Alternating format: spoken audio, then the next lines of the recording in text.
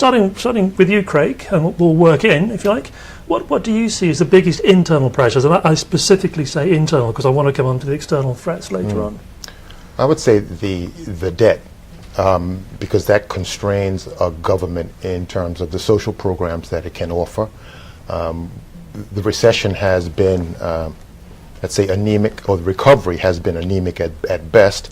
And I would tend to think that a lot of governments would like to spend some money, but with debt to GDP ratio hovering around sort of 40-45%, your ability to spend is severely limited. So that's why I would say that the debt is the biggest internal restriction.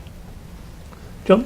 Yeah, I would agree with that. I mean, first of all, I guess I have to caveat by saying that even though I'm the president of the chamber, I guess my views today are my own views, and we haven't canvassed the membership. So, understood. But I agree. I think that the debt is the biggest challenge we have. I mean, $2.5 billion before and $1.5 billion And before pensions taken into account. Liability for pensions and health. I mean, that's a pretty staggering number. $500,000 we pay per day for interest on the debt before we even pay back the debt. So I think the challenge for government will be to grow the economy, while at the same time understanding that we don't have a lot of excess cash to be able to fund some projects that we would otherwise be able to fund when times are good.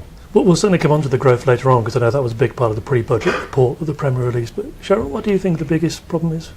I agree. The debt is restraining us from doing the things that we need to do in terms of social programs. But if you go beyond that, debt normally is not a bad thing. As if you can service your debt was supposedly used to do things, build schools, build roads, provide social programs, provide for this, even provide for the living wage, although I don't think that should come out of debt. So debt is not in and of itself a bad thing. What we are lacking, and I think part of our biggest challenges, is trying to find that vision of how are we going to get out of the crisis we're in. Bermuda has not, its economy has not grown since the last time, in 2008, during the first financial crisis. Our economy has been constricted. It has been constrained. It has not grown. It has been reduced ever since. And that's 8 years, 9 years if 2017 is the same thing. And we're doing the same thing, and we're not coming out of this crisis.